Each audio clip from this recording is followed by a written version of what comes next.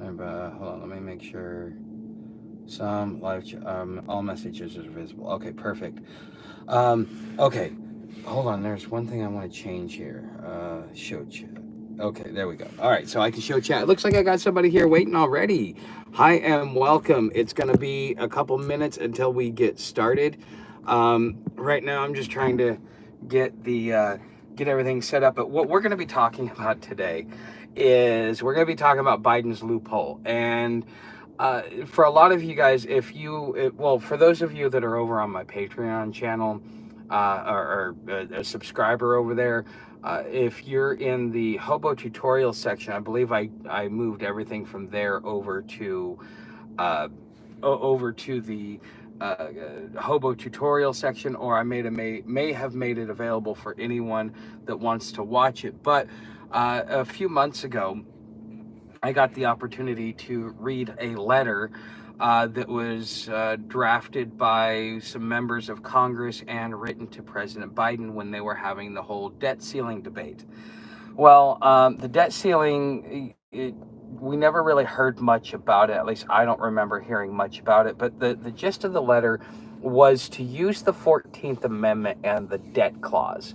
And because the thing is the Democrats didn't want to allow the Republicans to have their way, and this was a way to be able to force the issue like the Democrats generally tend to do, and then they force it on us, and then they complain when we use the very same thing against them. Okay. And so with the debt ceiling, technically, there's a big debate around, can we question the debt? And that's what we're going to be talking about today. I want to give some people enough time to be able to join in. If any of you have questions, please ask. If you cannot hear me, please let me know. If you can hear me, please let me know. If you are not a subscriber, don't forget to become a subscriber. If you want to leave a tip in the tip jar, it's down in the description, or you can just do a super chat. Either way works for me. And so let me start with a little bit of an update of what happened during my week, a little bit while we're waiting for a couple more people, because I know I always started a few minutes early, and it's just now hitting 10:30. So we've already been live for about 2.5 minutes. Usually takes about 5 to 7 minutes for YouTube to push out the notifications once you're live, so that people can show up. And so this is something that I want to talk about. So I got my bivy bag. It was a bust. I was going based upon cost, and I was trying to be economical about it. But there are just some things you just cannot be economical about. I put my sleeping pad inside it with my sleeping bag, and I could barely fit in it before I started stretching it. So I had to, get out of it. I took my sleeping pad out and then just kind of, cinched it up me, and kind of, I don't know, like I just kind of stepped in it and pulled it up around me and just went and laid down, and it didn't seem to really give me much room there. I mean, yeah, I could roll over in it and stuff like that, but down at the feet, because I have a square versus so like some of your sleeping bags, they're square, right? But then you've got the other ones that kind of come at an angle, and they cut off that extra room. Well, a lot of your new stuff, especially a lot of your new gear, is shaped like that. So when you've got something that's a square bottom versus the narrow bottom, it kind of tends to crunch everything together, and so it took a lot of my foot room away. Maybe it's the bag in which I'm using, or maybe it is just the bivy bag itself. But I want something that I can zip up in. I thought that this would be something a little bit easier to use. I thought it would be, at least fit the situation which I need, which is I need to stay dry and I need to stay warm.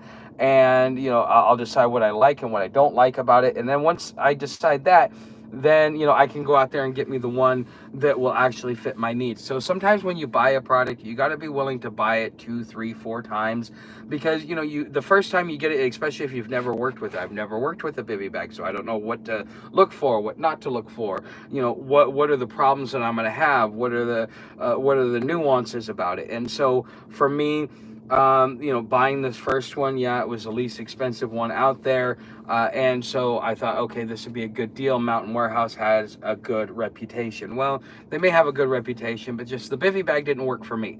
So I'm going to be looking for another bivy bag. Either that, or I might just figure something else out. Maybe just get myself a little pop-up tent, and on rainy nights just pop it up, because there's certain areas where I can go where I think I could get away with it. We'll see. So I mean, there's a couple of things. So on the way over here, I also met a friend who, he was like, yeah, somebody's gonna give me a free tent, and I had to explain to him that the free stuff that you get out here really is non-functional. People give you, like for example, the Jansport bag I have. It was great. It was usable, but it's non-functional. It's not something that you can really, like, organize yourself in like I can with my current bag. Be able to put things in different compartments, be able to pull it in, pull it out, not only take care of myself, but be able to do the proper maintenance for it. And so out here, they give you stuff that is usable, but it's not functional. So if you want something that is functional and usable, you're gonna have to end up paying for it out of pocket out here, because a lot of people, they just donate the bottom dollar, and they look at it and go, oh, well, it's a bag, so therefore it's got to work. Okay, so now that we've got 3 people in here, if some of you can, let's see if there's anything in the comments. I haven't. Sorry about this, guys. Okay, so let us get into what the topic that I wanted to talk about today. And so the topic I wanted to talk about was Biden's loophole. Now, there are many reasons why there are many reasons why the 14th Amendment should be abolished. So let me give you a little bit of history. I'll give you some freeman history of the 14th Amendment, and then I'll give you the mainstream history of the 14th Amendment. So prior to the Civil War, there was only one citizenship. You were a citizen of your state. Okay, now jurisdiction is important, because this is what happened with the 14th Amendment, is it switches jurisdiction. Okay, so and this is where clause 1 comes into play, and I'm going to read clause 1 to you here in a minute, but I just want to give you a little bit of history behind the 14th Amendment before I just get in and start talking crap about it. Okay, so prior to the Civil War, you were a citizen of your state. Okay, so if you wanted to become a citizen of Texas, or the citizen of Ohio, or the citizen of Florida, you had to go to the Secretary of State, and you had to go through the immigration process there to be able to become a citizen of that state. And one of the prerequisites of becoming a citizen of the state was owning property. This is where an 1823 Supreme Court ruling that made gold and silver movable property. It made it to where you could, as long as you had gold and silver in your pocket, you had property, and therefore it was easier to gain citizenship, because our founding fathers believed that no man shall remain stateless. Okay, so post-Civil War, a lot of the southern states, they, for whatever their reason was, they did not want to allow the freed black slaves citizenship. And, considering immigration was up to the states at the time, the federal government looked at this and said, no man shall remain stateless. So what they did is they created a second-class citizen. Okay, and the second-class citizen is the U.S. citizen, because what it does, and I will actually read you the text here. All persons born or naturalized in the United States. So all the immigration questions, all of the, like the anchor babies and stuff like that, that is rooted right there in that first sentence of the 14th Amendment. All persons born or naturalized in the United States and subject to the jurisdiction thereof are citizens of the United States and the state wherein they reside. Okay, so you notice how it put the United States first, and then it put the state as the secondary jurisdiction. Okay, so prior to the Civil War, prior to the U.S. citizen, you were a citizen of your state, and so therefore your rights were derived from the state, not from the federal government. Okay, so no state shall make or enforce any law which shall abridge the privileges or immunities. So you give up your to become a U.S. citizen, to go from being a citizen of, let's just say, Texas, to become a citizen of the United States. You are giving up your rights for privileges and immunities. Okay, this is what it's all about. Now, you can go to a lawyer and you can have a lawyer interpret it and do all this other stuff, but this is up to you. Okay.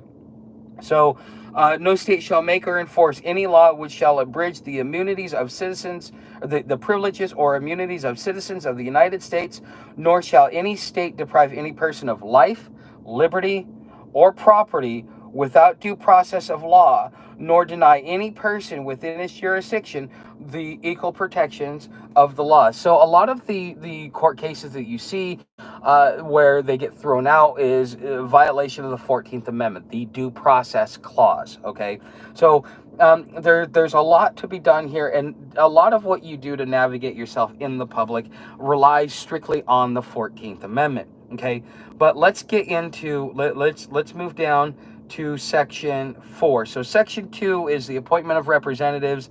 Section 3 is what will disqualify you from holding office. And this is something that I think that this is the clause, that this is the precedent and the ruling that they're going to use to be able to prevent Donald Trump from being able to run. Okay, and this is disqualification for holding office. So remember the words that they used when they were describing January 6th, when they were describing what happened on that day and the atrocities that happened. Just remember how they described the whole event, who they put at the head of it, and then I want you to kind of implement it into this. Okay, so no person shall be a senator or representative in Congress or elector of president and vice president or hold any office, civil or military, under the United States or under any state, who, having previously taken an oath as a member of Congress or as an officer of the United States or as a member of any state legislature or as an executive or judicial officer of any state to support the Constitution of the United States, shall have engaged in, here it comes, insurrection or rebellion against the same. So if you do not have the right to be able to hold office if they can actually get you for creating an insurrection or a rebellion. So now think of January 6th and think of how Donald Trump is going, and think of all these things that are happening here.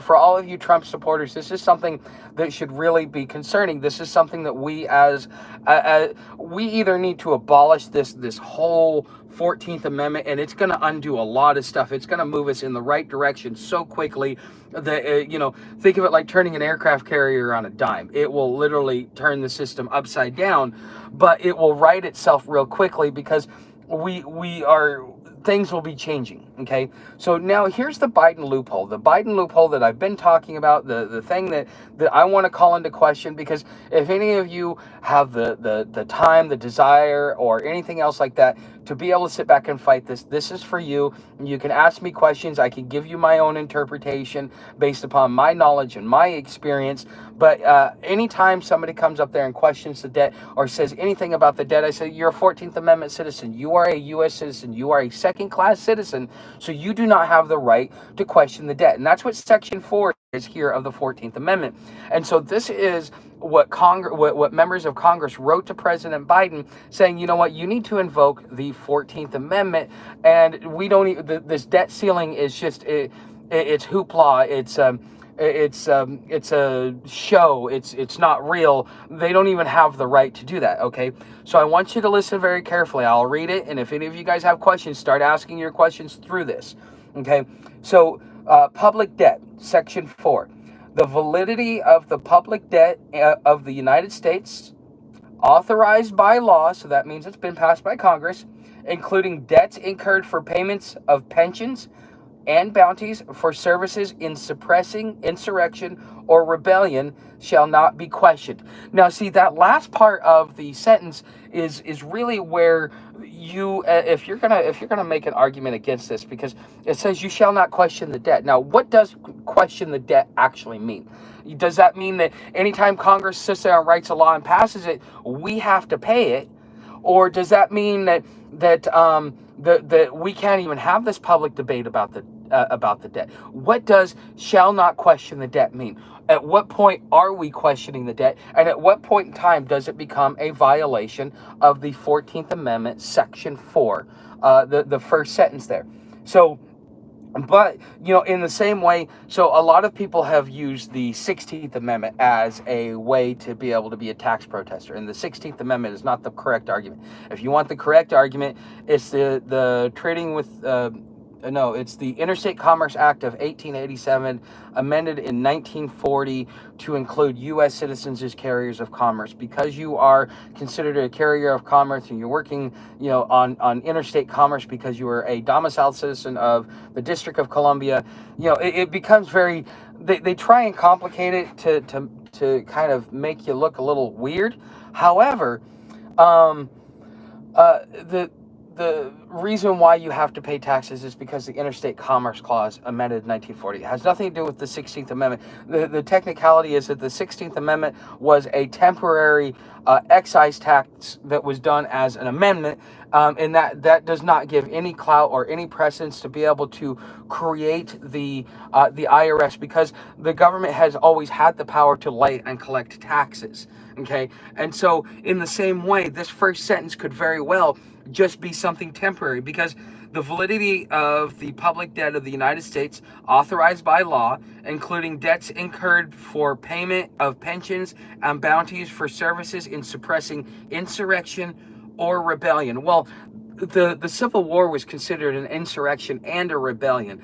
Because the North won, they were able to use the name game, and they, even though we in history call it a civil war, back then they call it a rebellion because they did not want to give them the notoriety of being separate from the United States. This was the whole part in the separation to begin with. Okay, so when it comes to this, now, does that mean that you cannot question the debt for any of the war debt that was brought on to fight the insurrection or the rebellion? Or is this something temporary of like, okay, for this time period you can't question the debt, moving forward, whatever? Or does this mean that indefinitely, because of the U.S. citizen and the 14th Amendment citizen, that we cannot question the debt? Okay, so let me go on to the next sentence. But neither the United States nor any state shall assume or pay any debt or obligation incurred in aid of insurrection or rebellion against the United States. So if when the South and all the debts that they brought up, well, we're not paying for that debt. The South is responsible for paying for that debt, not us. And so this was why they put that clause in there. Or claim any loss or emancipation of any slave, but all such debts, obligations, and claims shall be illegal and void. Okay, so essentially, if you really, this is really where the Supreme Court argument will be, and this is something that needs to be initiated now before precedence is set. So let's say that AOC and all of her little super friends were able to convince Biden that the debt ceiling was an invalid argument because the 14th Amendment says that they shall not question the debt, and whatever debt that they choose to run up, well, they can't question it. Well, it is the House of Representatives' job to write the bills, which are the bills to you and me, to pay for the federal government, which then gets ratified by the Senate, which was supposed to be the state house. Okay, and so Congress should already have the right to question the debt. So the fact is let's say Biden decided, okay, I'm going to follow this argument. Well, now he has set precedents, and if nobody challenges it, any president moving forward, any leader moving forward will have the ability to invoke the 14th Amendment for their own benefit using that clause, because precedence has been set. Okay, so this is a very trivial, not trivial, but this is an important point in the constitutional history of the United States for various reasons. Okay. And this is really where I'm pointing out the loophole, and I'm hoping that you can see it in the same way that I see it. Now, I've had the opportunity to study Constitution and legal history surrounding the Constitution, kind of how things have changed, as part of some of the things that I've done over the years. So I'm able to interpret it and understand it from a different vantage point, from more of an understanding of legalese. Now, I'm not schooled in law, so I can't give legal advice, but if someone had the time and somebody really wanted to suss this out, because at this point, because this is what's going to cause our federal government to collapse. The running up of debt, the unchecked blank check that they get, is eventually what will happen. So what happened with the Weimar Republic? Because I had somebody, they were talking about Hitler, and oh yeah, I want to be Hitler and stuff like that. And it's like, you're an idiot. And they're like, yeah, how did he come to power? Da da da da. Well, in a lot of ways, the election of Donald Trump was about as similar as the election of Hitler, with the exception of one thing: the place in which we're in right now, plus about 5 to 10 more years from now, where the full-on economic collapse has actually taken place. If Trump would have been elected at that point in time, that would have been an exact replica of why Hitler was able to be elected in Germany versus being elected, in the future, somebody who fits the criteria as far as the circumstances and the events. I'm not saying that Donald Trump is Hitler, because he's not. He's not committing genocide. He's not doing all this other stuff. What I'm saying is I'm giving the similarities between the Weimar Republic and the rise of Hitler, and Donald Trump and the rise of the new Fourth Reich. Because after the Second World War, we took a lot of those scientists that were German, and they still had that Nazi ideology, and we brought them and we melded them into our government. And then they had the ability to influence government, not only through the work and the tasks that they were doing, but being unelected bureaucrats as well. Okay, and so therefore, over the last 100 years, we as a nation have slowly moved towards and into that same place where Hitler and the Germans were 100 years ago. Okay, in a lot of ways, because after the First World War, the Allies split up Germany. They destabilized it in a lot of ways, because they took all the economic epicenters and they said, okay, well, this ally gets this, and this ally gets that, and this ally gets that. And then they said, okay, not only are we taking all of your financial epicenters, like it would be like taking away New York, Chicago, and LA. Okay, you take those three cities away, that's at least half of our economy, if not more. And that's just 3 cities here in the United States, and those are our major cities. Okay, now in the same way that if you were to do that to us, this is what was done to them. And so not only were they debt ridden to pay back a war debt because they lost the war, but they were also brought to a point where they had no financial way to be able to generate enough revenue to be able to not only grow their economy and keep their citizens together and have the wealth and prosperity that they gave their citizens, while paying back a war debt and essentially paying for their crimes, because that's essentially what the loser does. Okay. Message retracted. Okay, well, Paranoid, it looks like I missed your message there. But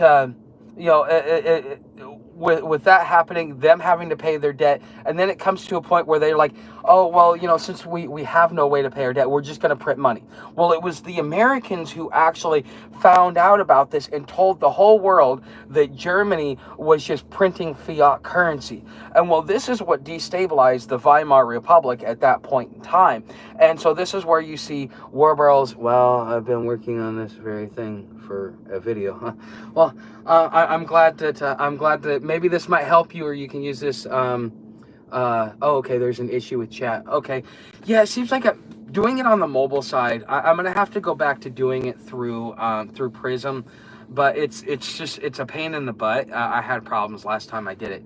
So, but with the Weimar Republic, I mean, the amount of money that was printed and then found out, you had to take wheelbarrows just to be able to buy bread. There are stories that they had to pay you every hour because inflation was so bad. And just like them, that is the path in which we're going on, because as the rest of the world refuses, I don't think it is. Okay. It might be YouTube. I don't know. Last week we had trouble with the with doing the the super chat. Somebody tried to do a super chat and couldn't. Okay, so with they had wheelbarrows of money. Every hour they had to give you your paycheck, which you would run down, like your wife would come, pick up your paycheck, run down to the bank real quick and go buy as much food as she could with that money, because, I mean, the way that the inflation happened, it was so crazy. Well, look at what's happening to the United States. China and Russia have both said, "Hey, look, guess what? We don't want to buy American bonds. We're going to tell our citizens here that they should probably not buy American bonds." And well, considering they're the emerging world power, their citizens are probably going to listen, because they know more than what we do as far as plans and mentality and stuff like that. So now all of a sudden we have the world that stops buying our bonds. Well, that's our financial epicenter of the modern day. That's what allows New York and Chicago and LA to be able to keep going. And all of a sudden the money train stops. We do not have the ability to export our inflation to the rest of the world. The rest of the world says, "We don't want your inflation. Here's your dollar back. We're going to go and we're going to take the whole BRICS nations." And so the whole of the world is switching from the US dollar to the BRICS and their commodity trading. Okay. Excuse me. And so at some point we're going to be doing the same thing the Weimar Republic did. And we're already at that point, because when we start printing our debt, okay, when we start printing, because right now we don't even generate enough in tax money to be able to pay our debt. So with that being said, we're already at that point. It's just a matter of time before it gets called out on the international stage and your dollar's absolutely worthless. So then again, are you prepared to weather the storm? Okay, yes, having gold and silver is going to help. It's an exchange. It is meant to retain wealth in the same way that property is. But when you own nothing and you're happy, you don't even own the gold, you just have a certificate of it, and you got to trade that certificate in because you don't have the physical ownership of it. In the 1930s, they made the ownership of gold illegal with House Joint Resolution 192. And when they actually, a lot of Southerners went out and buried their gold. There's a lot of gold in the ground down south, because people buried their gold to hide it from Roosevelt and his communists, and then they forgot where they put it. I ran into a lady that she'll find it. I mean, their family had like ounces and ounces and ounces of gold. Okay, so this is something that was this is something that was just, it's crazy. So, I mean, let's just say that the same thing happens again, because here's the thing: when the Weimar Republic, and this is what most people don't do, they look at the Weimar Republic and go, "This is what happened," okay, and this is what's going to happen. But they didn't actually look at what the solution was. So what Germany did post World War is, instead of like losing all their epicenters and everything else like that and becoming a sound currency, what they did is they used their forest as their equity. Okay, now the United States has already done something similar to that with House Joint Resolution 192, the switch to legal tender and stuff like that, because instead of monetizing the forest like they did in Germany, but that was a different time, what they have now chosen to do is they've monetized you and me based upon your family, your zip code, the potential for education, and family history and all that stuff. Because there's so much data out there, they know how much money you are worth from the day you're born, based upon your potential, your parents, your environment, your genetics, the region of the country in which you live in, and all of that stuff. Okay, and so therefore they're like, okay, well, this person's worth $1 million, this person's worth $4 million, and so they've already gone out there and they've already monetized you. So after they've already monetized you and me, now let's just take it one step further, because we have now passed what the Weimar Republic did. So Germany righted itself by taking its forest and using that as collateral in exchange so that they could operate on the international currency.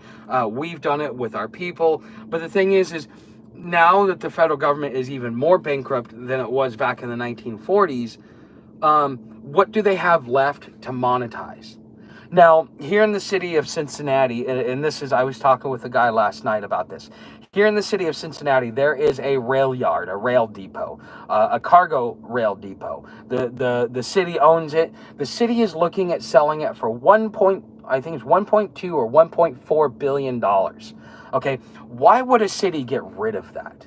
Okay, oh, we have $400 million in infrastructure replacements. Well, there's another question and answer to be asked is like, well, why do you need $400 million? You've got taxes, you've got new businesses.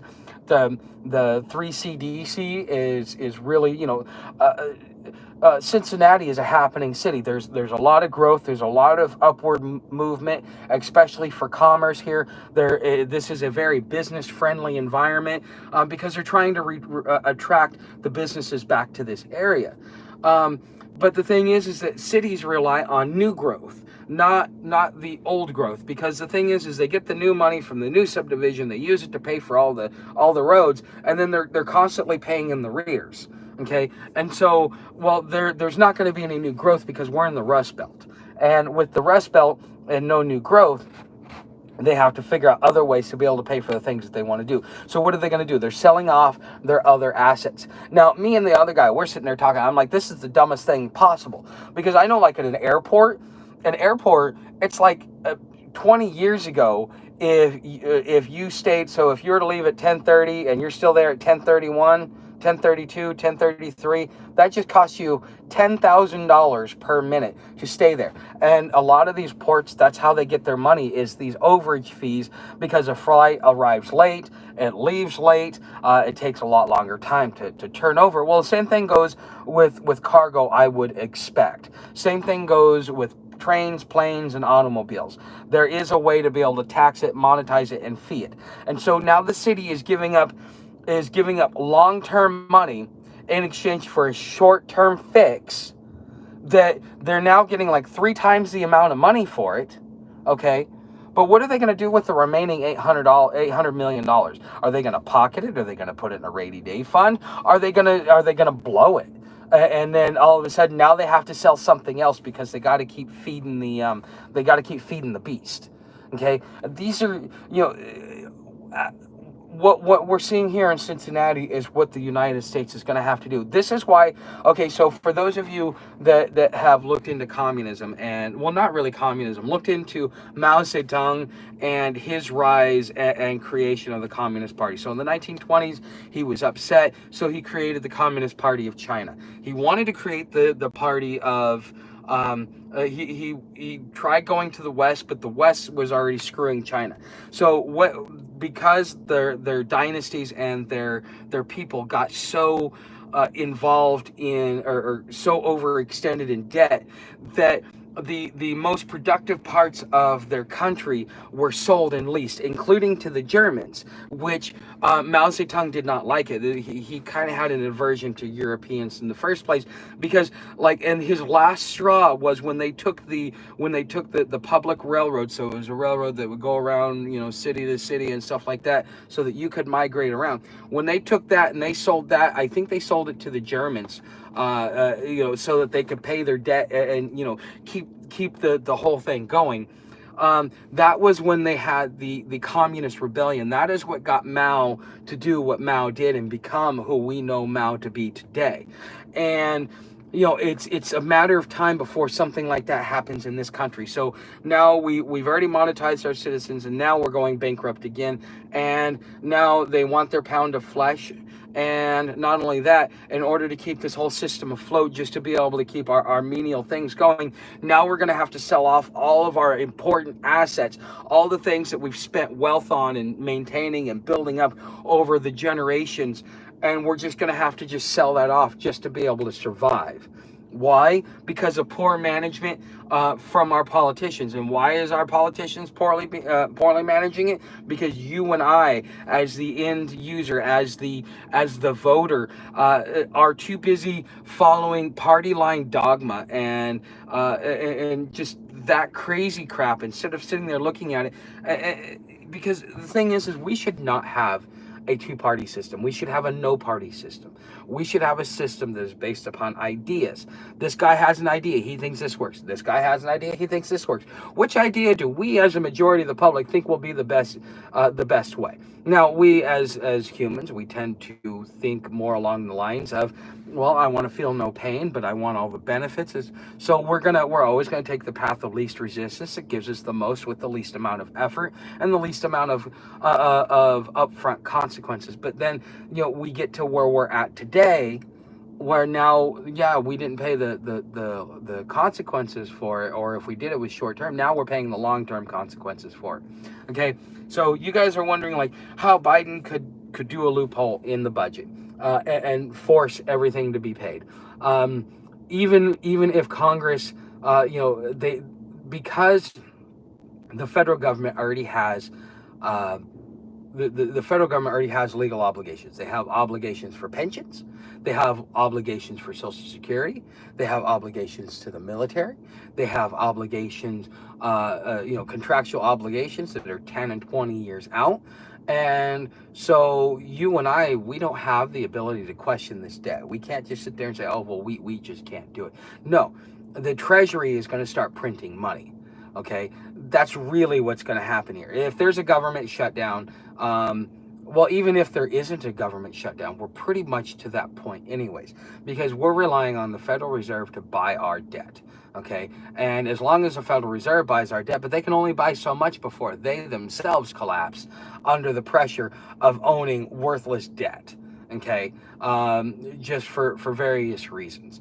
Okay, so I mean, this whole thing is about to come crashing down, and I think that this debt debate that we're having, this budget debate, I think this is that crack in the dam that makes it to where it is. I don't even know what to say.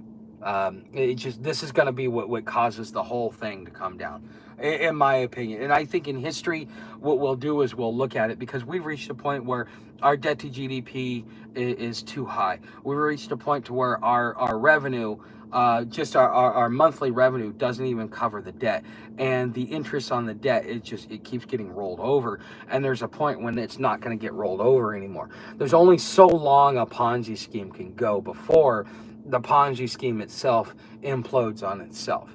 And we're right in the middle of this.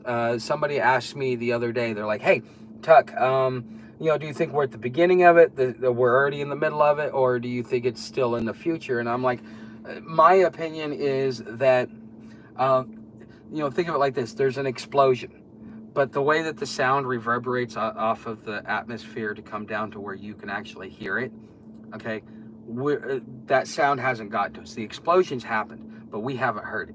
We're about to start hearing it here in the next few months. So that means you're going to have a large swath of people.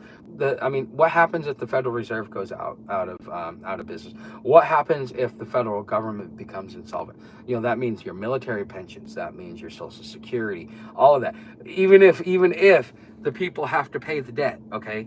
So, for example, the Section 4 says, well, we're legally obligated to pay that debt no matter what. Well, if you're broke and you're legally obligated to pay a debt, can you pay a debt if you're broke? If you cannot print your own money, and if you print your own money, you make it more worthless. All you're going to do is just you're sucking the life out of the system. So this is just my interpretation of all of this, and it's just the way that I see it, guys. All right, you know how to help the channel. Become a subscriber. Leave a tip down in the tip jar. Come on over to Patreon. I think for those of you that want the hobo tutorials, I think you would love Patreon. I really think you would love my hobo tutorials over there. It's $10 a month.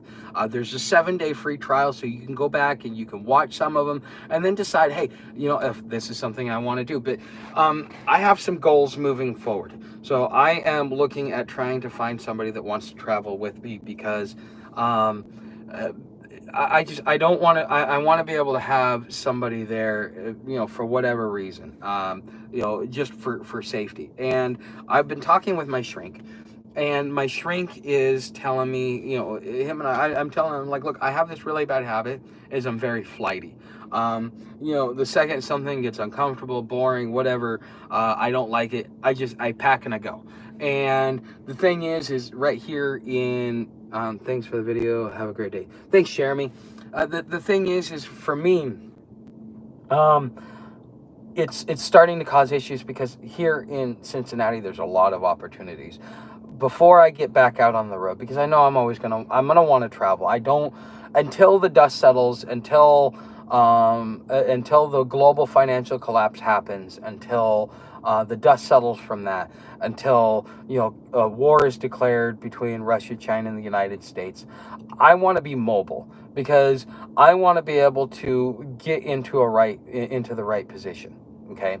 Um, that's really where I want to do. I want to pre-position myself to a point where I can I can put myself in a better position moving forward. Now, I want to also ensure my chances of survival. Okay, it's really what I want to do, and so I want to be able to have money while I'm doing it. That's why I work on the YouTube channel. That's why I'm trying to get like the Fiverr and the Upwork going. It's also why I'm working on another channel that is going to be a way for me to be able to do advertising and marketing, so that when I get to new cities, I can sit there and say, here's my resume. You can go through. This is what I would like to do for you. If this is something you think would help you, then let's go ahead and do it. And so I want ways to be able to make money while I'm on the road that will allow me to just, plug and play in whatever city in which I'm in. And so, if I were to leave now, because I mean, right now, if I wanted to, next month, I could leave and be in Gainesville, and I could afford, to get there. All right. But if I did that, I would be leaving behind all these opportunities. There's really not much for me in Gainesville other than a couple of friends. But they're not going to be able to give me a place to sleep or anything else like that. I'm still going to be sleeping outside, and it's going to be a lot harder to make money in Gainesville just because of what's going on in Gainesville. So, I mean, having to deal with that. So I'm working with my shrink right now. I'm doing weekly appointments just to kind of work on that personality flaw. And it's nice to be able to have some good help that is going to help me regain my normalization. Because one of the things I've learned being out here is that over the last 10 years, I've done so much work putting myself together that personality wise, content of character wise, I don't really fit out here being homeless. 10 years ago, I would have, because I still had the volatility, but I don't have that anymore. And there's a lot of things that are personality traits of people that are homeless that I have gotten rid of in large part. So it's kind of a little weird for me being out here to begin with. And then not only that, with my mental health issues, I've gotten on top of them so much that even the shrink, he's kind of like, there's very little that he can do to even help me, because I've already done everything that needed to be done. And instead of getting help from the mental health industry, because there were no help, I managed to do it on my own, and I did a damn good job at it. And so with that being said, it's just, there are some leftover residue from all the dumb stuff that I've been through in the last 25 years, such as the flightiness. And there's a couple other things that I need to work on over time, but such as the flightiness. And that is something that I need to stay here in Cincinnati just for that. So I'm going to do everything I can to sit on my hands and not leave till probably about February or March. It'll probably be March. I'm waiting until the temperatures get above 40 degrees. I'm going to visit the Rust Belt. We're going to explore the Rust Belt together. That way, because a year ago I talked about with climate change, with global conflict, with civil war, with everything that's going on, the one place you're going to want to be is walkable cities in the Rust Belt, because it will be a lot better on your pocketbook. Because when you don't have to pay $1,000 a month for a car, that gives you $1,000 a month to put in your pocket to spend in local shops. And if you can walk to local shops, it's really good. So, I mean, and honestly, the Rust Belt is the perfect place to experiment with 15-minute cities anyways. Whether they're good or bad, or the intent behind them, that is still to be debated. And as the public, we need to have that debate. But we're gonna, come springtime, my plan is, and I'm gonna stick to this, is to do the Rust Belt, and then I'm gonna head west. I'm either coming back to Cincinnati for, I will probably be gone from Cincinnati for about a year. Because what I want to do is I want to spend my summers up here trouncing around, and then my winters down south.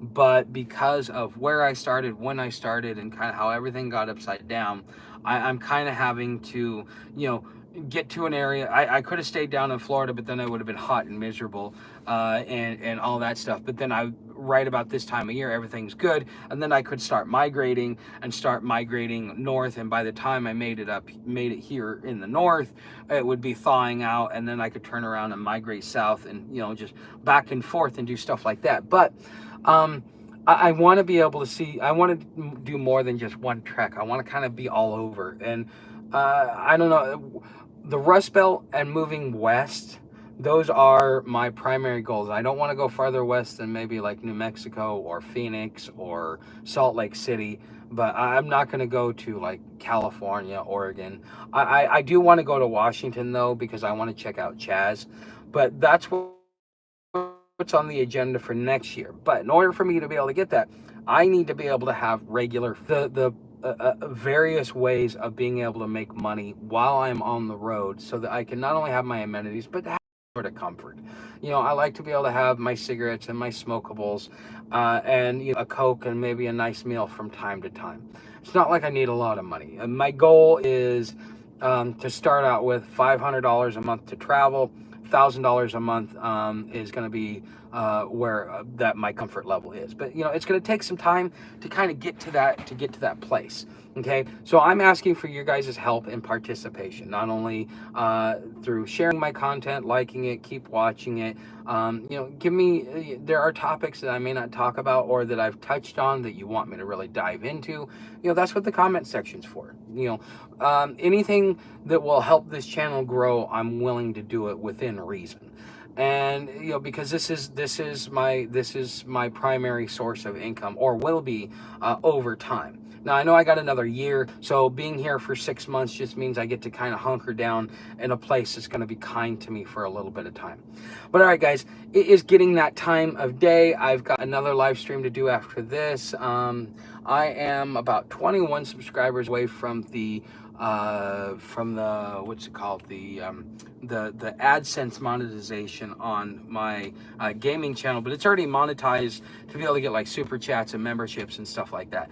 But if you guys want the channel out financially, I would prefer that you come over, become a member of Patreon. $5 a month, $60 a year. You get behind the scenes, you get to know what's going on. Or for $120 a year, you get hobo tutorials, and you also get the behind the scenes. So I mean, basically you're paying $5 per video per week, or not per week, but per month. Okay, so I mean, literally, you're paying like maybe $1.25 per video. That's what I'm getting. And so I'm hoping that this plays out by volume, and that here in the next couple of months, because I said that by October, if my Patreon wasn't doing well, that I would shut it down. I've picked up a couple subscribers. I think I'm going to stick with it just because I think that it has potential. And kind of now that you guys are helping me and I'm getting all my getting all of my ducks in a row and kind of figuring out directions, I think it is something that that I'm going to keep for at least one more year. If by this time next year I don't have at least 20 subscribers there, I'm going to have to force myself to shut it down, just because that just may not be the avenue you guys want to help me out with. Okay, so anyways, guys, become a member of Patreon. Come over there, subscribe, or leave a tip at the tip jar, hit the like button, all that stuff. You guys know what to do. Thank you for watching, and I will see you guys in the next video.